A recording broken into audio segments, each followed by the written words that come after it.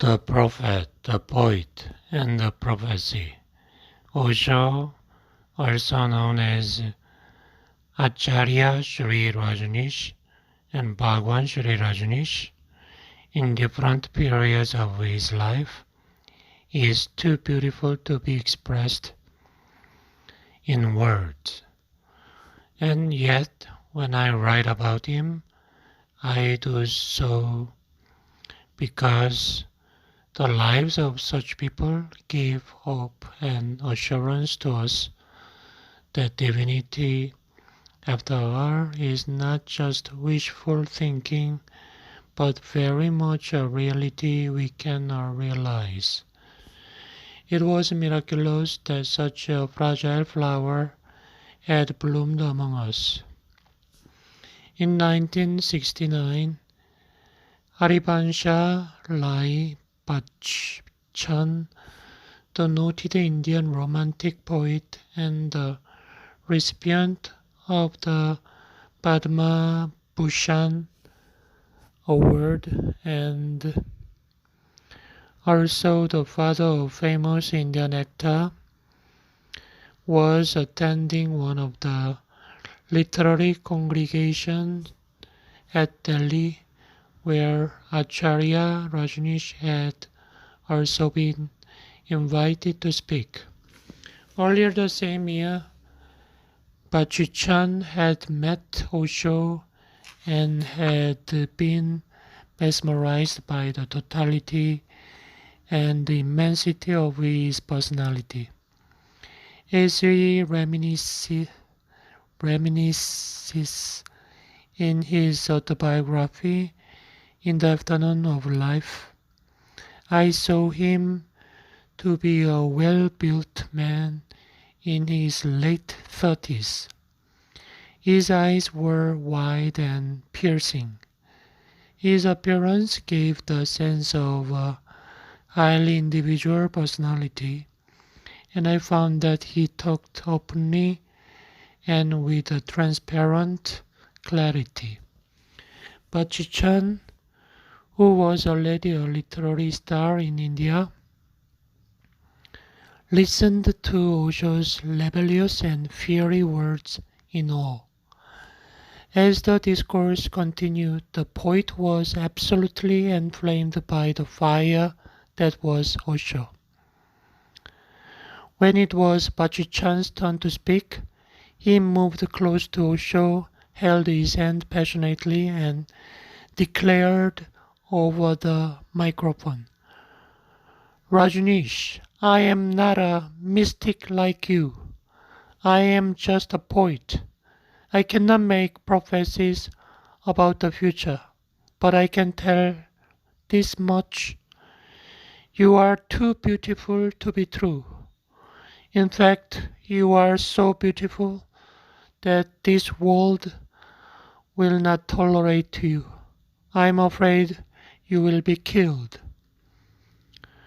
Strangely enough, the poet had made a prophetic declaration. Osho replied immediately, I don't wish to die on a hospital bed either. I know the price of speaking the truth in this hypocritical society. If I am murdered, my death will only prove this. If Socrates, Jesus, and Gandhi were not murdered, their message would not have reached so many people. I am making use of my lifetime, and if necessary, I will also make use of death. The beginning of a love affair. The fateful evening of the 29th of March 1969 stands out vividly in my memory. That evening, I had the darshan of my guru, Acharya Rajneesh, for the first time. The cool breeze rolled in waves from the bank of the Ganga. The air was spiced with the fragrance of flowers and fruit. Just when I thought the evening couldn't get any more beautiful, there walked in Acharya Rajneesh, serene and otherworldly, in a white lungi and white shawl. My heart skipped a beat. I had never seen a mortal so beautiful. Back then I was doing my engineering course at Patna University. In my spare time I frequented Shinya Library, which had a collection of rare books of spirituality. Engineering didn't intrigue me at all. If the truth to be told, I was doing the course basically because of my parents' insistence. My real interest lay in spirituality. On the slightest pretext, I would abandon my classes and visit different religious gurus. One afternoon, after spending a rare, fruitful time in Shinya Library, I was walking out of the hall when I noticed a poster for yet another religious talk in town. The poster announced that someone named Acharya Rajneesh was giving a discourse in the library garden that very evening. That was the first time I had heard the name of Rajneesh. My fascination with meditation and gurus had survived the test of time. Since childhood, I exhibited a great deal of interest in meditation, yoga, naturopathy, which often troubled my parents. They tried their best to discourage me from pursuing spirituality, chastising me every now and then for what they thought was a deplorable hobby for a young student. But I stood determined and continued my pursuit. By then I had traveled to most of the ashram of North India and met most of the popular gurus of that time. Among them were Anand Murti, Maharishi Mahesh Yogi, Anukul Chand Thakur, Swami Shivananda of Rishikesh, Madhav Rao Golwaka of the Latsriya Swayam Sevak Sangh, and sannyasins of the Ramakrishna Ashram, and a few other gurus who were not very popular. They all were special in their own ways, and I did learn something from each of those. But I was not completely satisfied by them, and I was still waiting for my guru. The Sarvodaya movement, based on the philosophy of Gandhi and Vinoba Bhave, had taken India by storm. Jaya Prakash Narayanan had also recently left politics and joined the Sarvodaya movement. I had met Jaya Prakash in Musahari, Bihar, and found in him a deep quest for truth and a heart that was open to the woes of the masses. This greatly inspired me also to do something to uplift society. I was in a state of great turmoil and confusion when I first met Rajneesh. I was searching for the balance between Krishna's devotion and celebration, Buddha's peace and meditation, Swami Vivekananda's fiery grace, and Gandhi's truth and nonviolence. I left. I felt betrayed by time. I used to think that had I been born in their time and become their disciple, I wouldn't have been as lost. Naturally, when I saw the poster, I decided to give it a try. I was so excited I was one of the earliest to arrive at the garden and took my seat in the first row. Right at 6 o'clock, Rajneesh walked in. He had a very graceful way with his body. His hands had the beauty and precision of a classical dancer. Now he folds his hands in Namaste. Now he holds the seam of his lungi gently, and now he strokes his beard. I turned around in my seat and watched him walk towards me. His long black beard and hair danced to the rhythm of the evening breeze. His radiant face, blanched with the ray of the moon, emanated grace.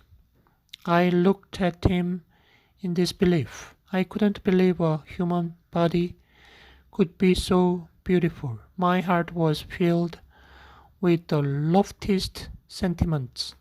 He looked like a luminous being who had just descended from the land of the rishis. Rajneesh sat down on the podium and closed his eyes. I was still struck by his beauty and couldn't take my eyes off him. A woman started singing a verse by Kabir in a very melodious voice. I learned later that Acharya loved the song of Kabir and Mira, and in those days their songs usually preceded his discourses. Her voice filled the campus with calm. The evening was still except for the cool breeze of the Ganga. My beloved ones, it began his discourse. My heart started to beat in violent spasm, and tears rolled down my cheeks unchecked. A long forgotten chamber of my heart had opened. Some long lost beloved was remembered. He continued the discourse in his deep hypnotic voice. My handkerchief was already drenched in tears. "What's happening to you? Why are you crying so much?" he kept asking me. If only I knew why. Every single word he uttered shook my being. He was strongly denouncing celibacy, Gandhism, and religious leaders. At the time I was fascinated by all three and was trying to lead the very life he was denouncing. His discourse went against my education and my conditioning. My rational mind was rejecting his ideas, but deep down the truth in his words had already won me over. Somebody from the audience asked, Gandhi was a saint and he always traveled in the third class compartment of trains. But why do you, a sadhu, only travel first class? Acharya answered, Gandhi used to say that he traveled third class because there was no fourth class on Indian train. But I say that I travel first class because there is no air-conditioned carriage on Indian trains yet. The day they put air-conditioned carriage on Indian trains, I will stop using first class. Unlike Gandhi, I do not consider poverty divine. For me, poverty is a disease sprung out of stupidity and an unscientific outlook on life. Today, due to the proper use of science and technology, the whole of Europe and America are traveling in air-conditioned carriage. So, what great sins have we committed that we Indians always have to travel in third class, while all the trains in the world have become air-conditioned? Acharya's logic was unparalleled. Even those who did not like his philosophy were stupefied by his analytical ability. He was destroying my borrowed beliefs and conditioning with his sharp logic. My mind was resisting with all its might, and yet my heart had already recognized that the master I had always prayed for was sitting in front of me. Acharya ended his talk with these words: I am grateful that you listened to me with such patience. There is no reason to believe what I have said. Doubt my words. Think about them. Meditate on them. Accept only that which feels right to you. In the end, I pay my respect to the divine residing within all of you. Please accept my pranam. As soon as Acharya finished his discourse, a crowd surrounded him. People were fanatically trying to hug him, touch his feet, or whatever they could manage to touch. The crowd was impenetrable. I stood frozen in my place. Then slowly I walked toward the bookstall instead. They were registering the names of annual subscriber for the Hindi magazine called Ukrand, which propagated Acharya's philosophy. The annual subscription cost 12 rupees and the half yearly cost 6 rupees. I only had 3 rupees in my pocket, so I asked them if I could make a quarterly subscription. They didn't have provision for quarterly subscriptions, so I came up with an idea. But all the copies had already been sold out. Take 3 rupees and give me a yearly subscription. I will send you the remaining 9 rupees in a money order, I said rather hesitantly. The volunteer trusted me and handed me a bill that read, yearly subscription with 9 rupee owing. With that, he gave me the first issue of Ukrand, as they had run out of the recent issue. That was the most important and intelligent and valuable investment of my life. It not only transformed my life, but also became a catalyst for the transformation of thousands of lives all around the world. After some time, it was announced that Acharya would give a discourse on Mahavira at Rabindra Bhawan in a program organized by the Jain community. And then he would return to Jabalpur on an express train that same night. Mesmerized, I decided to follow Acharya to Rabindra Bhawan. Acharya left in an ambassador car. I didn't have a single paisa left in my pocket, so I covered the distance of 4 kilometers by running after the car. Since Acharya's car was slowed down by the evening traffic, I reached Bhagwan Bhawan Labindra Bhawan just in time for his discourse, although rather exhausted. In those days, Acharya's discourses used to be fiery, and he attacked all kinds of blind religious faith and superstitions. During that particular discourse about Mahavir, he was saying how the giants did not understand the word said by Mahavira and were only blind devotees. I could feel the tension brewing in the room as all the organizers were giants.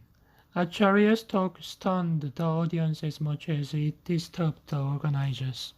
Honestly speaking, I was worried if Acharya's words were going to provoke a furor among the giants who sat dignified in the first few rows of the audience. Despite the thick smoke of tension that filled the hall, the organizers exhibited no outward agitation on their faces.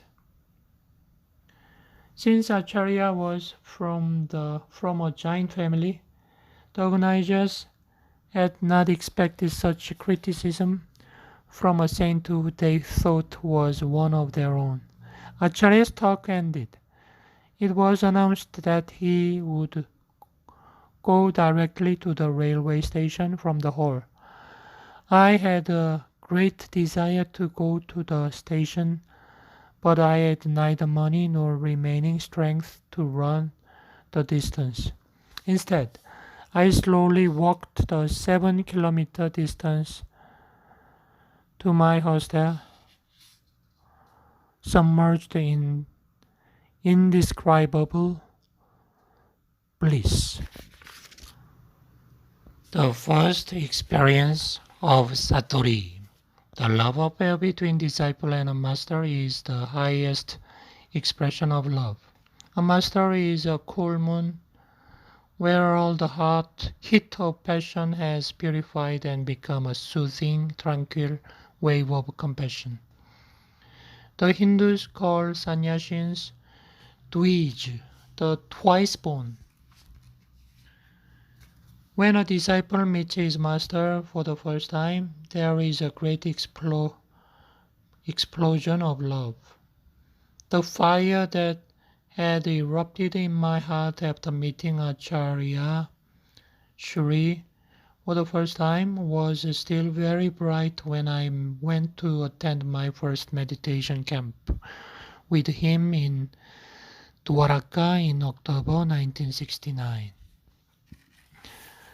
I had already been corresponding regularly with him. In one of his letters, he had invited me to join the camp there, and so it was that the love affair,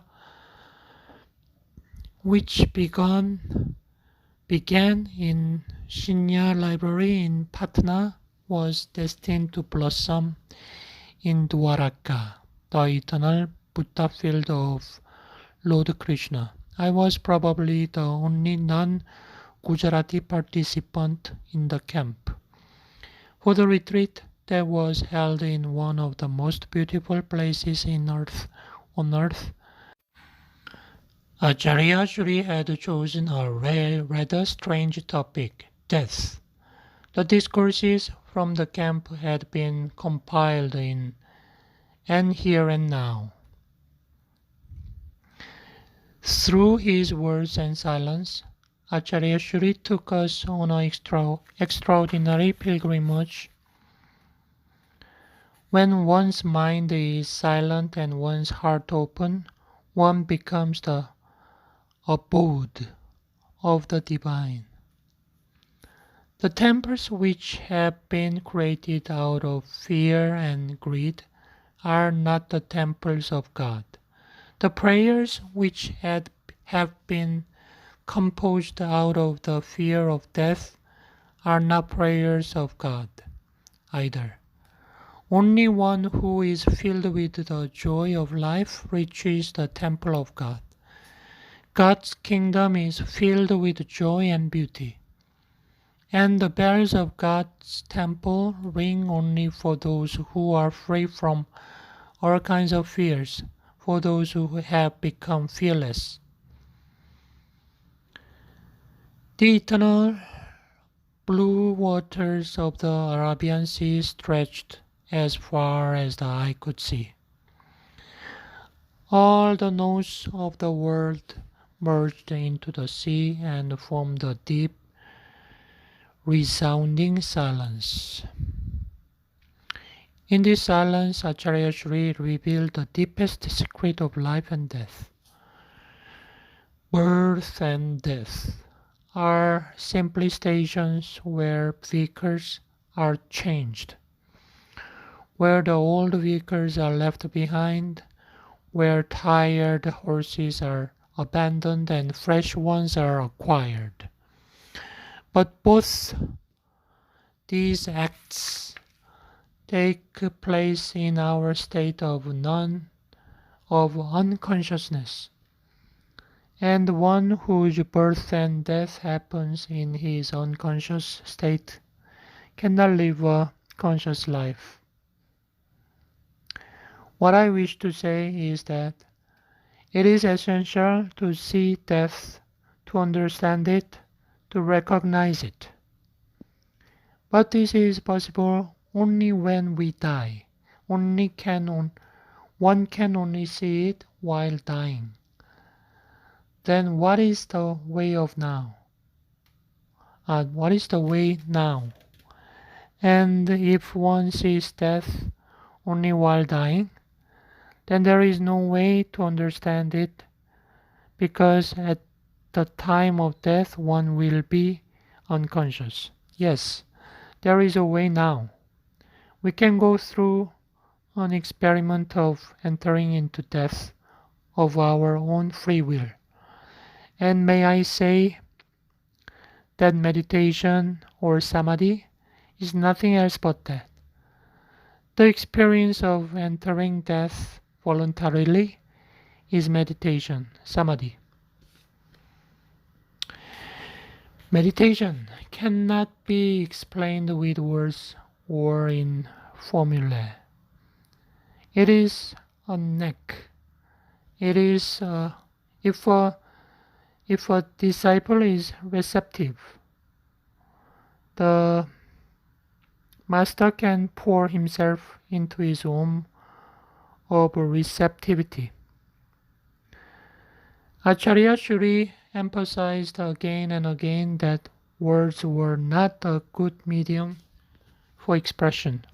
Words could be interpreted according to the intelligence of the listener. That is why the teachings of the Buddhas are interpreted in so many different ways. The truth can only be communicated through silence. The profound experiences of life are too innermost to be contained in words. During these silent sitting sessions, Acharya Shri thwarted the basic instinct of our mind to analyze everything with thoughts and words.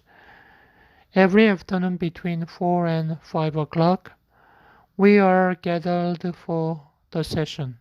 Acharya Shri used to arrive at 4 sharp. He had been instructed to shower and wear loose and comfortable clean clothes. He would sit down on a chair and go deeply into deep meditation. We would sit in a circle around him on the floor, and a strong current of energy could radiate from him and penetrate us. The quest, which began even before we learned to speak and analyze, cannot be contained in words. I understood this profound truth as Acharya Shri untangled the confusion in our minds without uttering a single word. His presence was like a magnetic field as we sat silently with him, attuned to his rhythm. A certain harmony permeated us as well, just as the real treasure of the ocean is hidden deeply within the womb of the water, where no superficial navigator can reach. Acharya Shri was transforming us from within. We spoke to us in the language that can only be understood by heart. Meditation was easy and effortless in his presence. We had been instructed that if we felt he was calling us, we could go and touch his feet and sit with him for a short time before returning to our place. For seekers who had a deep longing for his energy, this was the best experience of their life. These sessions were so overwhelming that many people burst into tears or fell into trance. That first evening of the camp, I went into a deep trance. When I woke up, it was already late into the night. I was alone in the dark hall. Everything had turned cold and dim. I did not have any sense of time or space. I was immersed in silence. I went back to my room, but I couldn't eat anything. When I went to sleep, I was still floating high on that mysterious energy. Much later I understood. It was an experience of a satori, which filled me with deep contentment, bliss, and a sense of centering.